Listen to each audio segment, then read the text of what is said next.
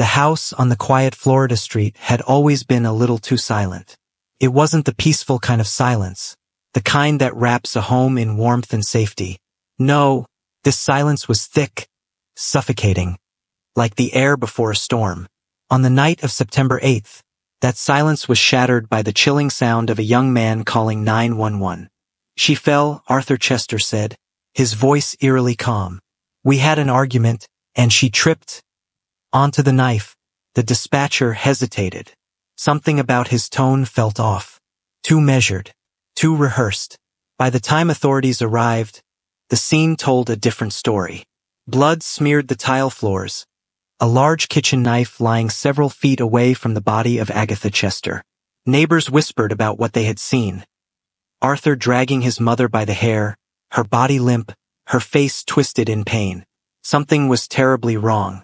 Detectives swarmed the house, examining every inch of the crime scene. The smell of blood hung thick in the air. The kitchen, once a place where Agatha had cooked meals and shared laughter, was now a place of horror. Officers noted the overturned chair, the shattered glass, the desperate struggle evident in the room's disarray. The story Arthur had told was unraveling fast. Welcome to Crime Wave Stories HQ. I want to thank all my viewers, especially my subscribers, for your continued support as we strive to improve and bring you daily updates on both told and untold crime stories. Don't forget to subscribe to the channel. Outside, flashing red and blue lights painted the street in eerie patterns. Reporters began gathering, their cameras flashing, their whispers spreading like wildfire.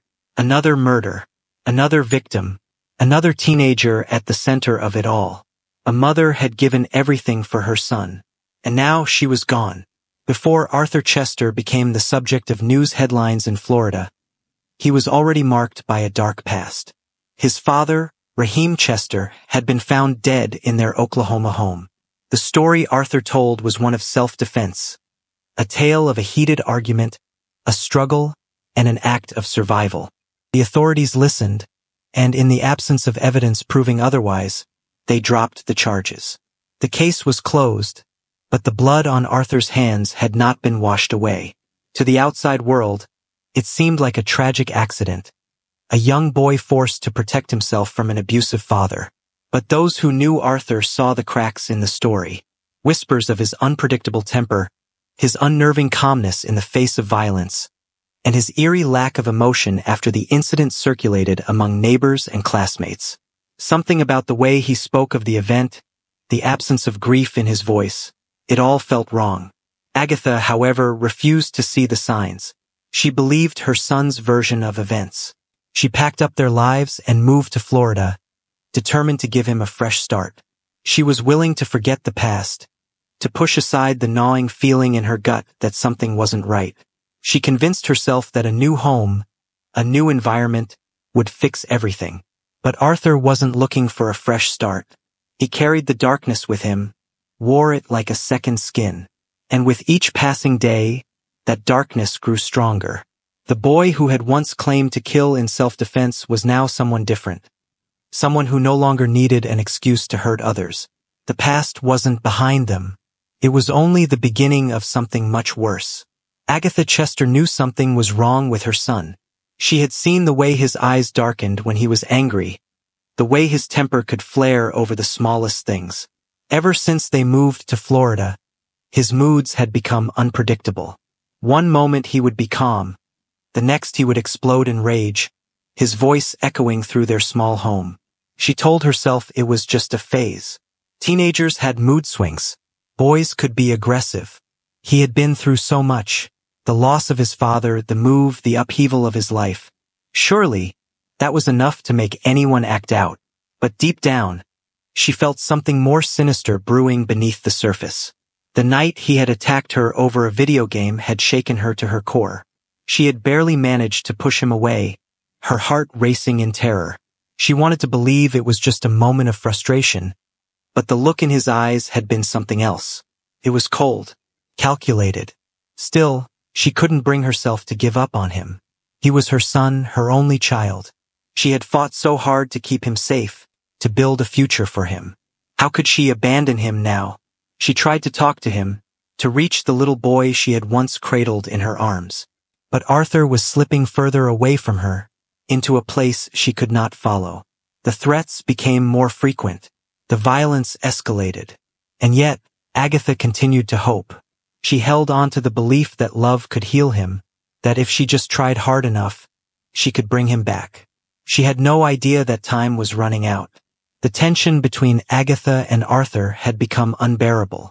Every conversation was a battle, every interaction a test of willpower. She walked on eggshells around him, careful not to say the wrong thing, careful not to ignite the unpredictable rage that lurked beneath his surface. But no matter what she did, it was never enough.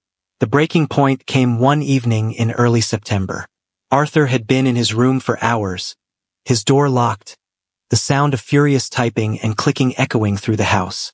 Agatha knew he had been playing video games again, losing himself in a digital world where he could control everything, where he could win.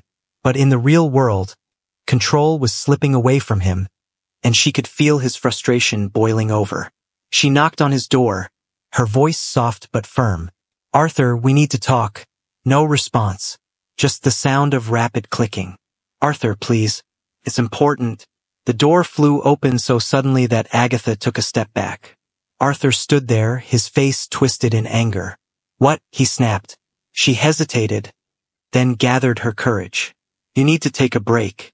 This isn't healthy. You're isolating yourself, and I'm worried about you." His expression darkened. "I don't need a break, and I don't need you telling me what to do. I'm your mother," she said, her voice trembling. "It's my job to know. It's your job to leave me alone," he roared, stepping closer, his breath hot with fury. "You ruin everything." Fear clawed at her chest, but she refused to back down. "Arthur, I love you, but this has to stop." For a moment, silence hung between them. Then, his lips curled into a smirk, a cruel, knowing smirk. "You should have left me alone, Mom." That was the moment she realized she wasn't talking to her son anymore. She was talking to something else entirely, and it terrified her. 911 operator's voice was calm, professional. "911, what's your emergency?" Arthur's tone was eerily flat. "My mom fell on a knife. She's not moving. I think she's dead." The dispatcher hesitated for a second. "She fell on a knife?" "Yeah," Arthur replied. "We were arguing, and she tripped. Even over the phone, something felt off." His voice carried no panic, no urgency, just cold detachment.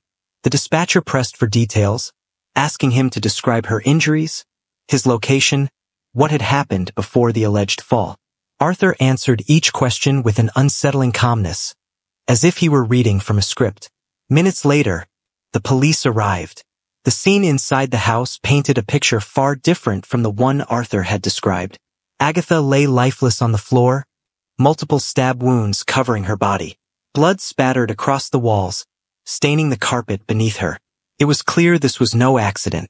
A neighbor approached the officers, breathless and shaking. "I saw him," she stammered. "He was dragging her by the hair into the house." She was screaming. He wasn't helping her. He was hurting her. The pieces fell into place. This was no tragic mishap. It was murder. And the boy who had once gotten away with killing his father had struck again. Arthur was arrested on the spot. But as they led him away, handcuffs tight around his wrists, he did not cry. He did not beg for mercy. He simply smiled. Arthur didn't flinch when the cold steel of the handcuffs tightened around his wrists. The officers led him outside, where the flashing red and blue lights illuminated the night. Neighbors peeked through their blinds, some stepping out onto their porches, whispering in hushed voices. The sight of a 17-year-old being escorted into a police car for the murder of his own mother was enough to shake the quiet neighborhood. Sheriff Grady Judd watched from a distance, arms crossed, expression unreadable. He had seen many criminals in his time, but something about Arthur unsettled him. The boy showed no remorse, no signs of fear or sadness. Most suspects at least cried or pleaded. But Arthur, he was a statue. At the station, detectives began the interrogation. They pushed a cup of water toward him, but he didn't touch it. They asked him to explain what happened, but he only repeated the same lie. She fell, he insisted, his voice robotic. It was an accident. The detectives exchanged glances. They had seen crime scenes before. They had seen bodies, blood splatters, and the brutal reality of murder. And this was no accident. They pressed him for the truth, hoping to crack the wall of silence he had built around himself. But Arthur didn't waver. His expression remained disturbingly blank. Then they revealed what the autopsy had already proven. Agatha Chester had been stabbed multiple times. The knife wounds were deliberate, defensive wounds on her hands indicating she had fought for her life. Still, Arthur refused to change his story. It was as if he believed the lie himself. But the truth had already spoken, and it was louder than any lie Arthur could tell. As investigators combed through the crime scene, the evidence against Arthur grew stronger. The blood spatter analysis contradicted his story. The positioning of the knife, the way the body had fallen, it all pointed to murder. But perhaps the most damning evidence was the surveillance footage from a neighbor's doorbell camera. The video, grainy but clear enough, captured Arthur dragging his mother by her hair back inside the house. Her body was limp, her legs barely moving. She had tried to escape, and he had pulled her back in. This was no accident. This was something far more sinister. Prosecutors wasted no time filing charges. First-degree murder, kidnapping, violating a no-contact order.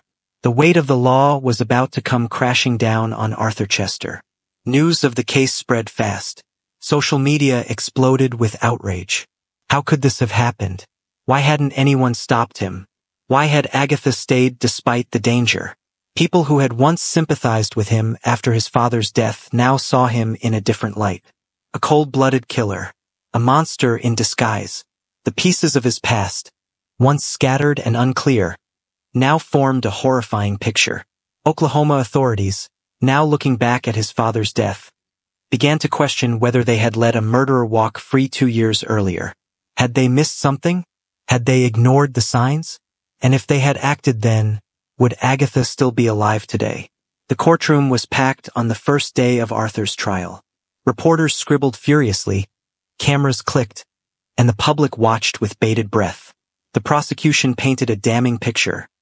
One of a manipulative young man with a history of violence, unchecked rage, and a complete lack of empathy. The defense, however, had another story to tell. They spoke of Arthur's troubled childhood, his struggles with mental health, the trauma of losing his father. They argued that he wasn't a cold-blooded murderer, but a deeply disturbed boy who had snapped under the weight of his own demons. But the jury didn't see a broken child. They saw a pattern. A father, dead under suspicious circumstances. A mother, brutally murdered after repeated cries for help. And a boy who sat emotionless as the details of his crimes were laid bare. Sheriff Judd took the stand, his words sharp as a knife. This kid, he has zero remorse. Not a tear. Not a flicker of regret. Psychopath? Maybe, but dangerous. Without a doubt. Arthur, sitting at the defendant's table, didn't react. Not when the prosecution presented the damning video. Not when his own mother's final moments were recounted in gruesome detail. Not even when his fate was being decided by 12 strangers. In the end, the evidence was overwhelming. The verdict came swiftly. Guilty. And this time there was no escape. The courtroom fell silent as the judge prepared to deliver the sentence. Arthur sat motionless, his face unreadable. The prosecution had demanded the maximum penalty, citing the brutality of the crime and his lack of remorse. The defense argued for leniency, claiming his mental health issues played a role in the murder. But the judge saw through the excuses. Arthur Chester, you have shown no remorse for your actions. You have left a trail of violence and pain. The court finds you guilty of first-degree murder, kidnapping, and violating a court order. You are sentenced to life in prison without the possibility of parole. A murmur rippled through the courtroom. Agatha's friends and family let out quiet sighs of relief. Justice had been served. But there was no celebration, only the grim reality that nothing could bring Agatha back. As Arthur was led away, he finally showed emotion. He smirked, just a faint curl of his lips, but enough to send a chill through those watching. It was as if he had won some twisted game only he understood. In the weeks following Arthur's sentencing, questions still lingered. How had a teenager been able to commit such violent acts twice? Had the system failed Agatha by not recognizing the danger sooner? And what about Oklahoma? Would they revisit his father's case? Media outlets continued dissecting the story. Psychologists debated whether Arthur was a psychopath or the product of a broken home. But for those who knew Agatha, the speculation didn't matter. All they knew was that a mother who had tried to love her son despite everything was gone. A candlelight vigil was held in her honor, but her absence left a void that could never be filled. Once unremarkable, become a symbol of tragedy. Relatives who had watched Arthur grow up struggled to comprehend what had happened. Some refused to believe he was a murderer, clinging to the idea that something, anything, must have pushed him over the edge. Others distanced themselves completely, ashamed and horrified by what he had done. Agatha's sister, Meredith, took center stage in the fight for justice. She demanded Oklahoma authorities reopen the case of Arthur's father. "We failed my sister," she told reporters, her voice heavy with grief. "We won't fail again." But reopening a closed case was not easy. Without new evidence, the likelihood of proving Arthur had murdered his father was slim. Still, Meredith wouldn't back down. She wanted the truth, if only for closure. Meanwhile, Arthur's childhood friends reflected on the person they once knew.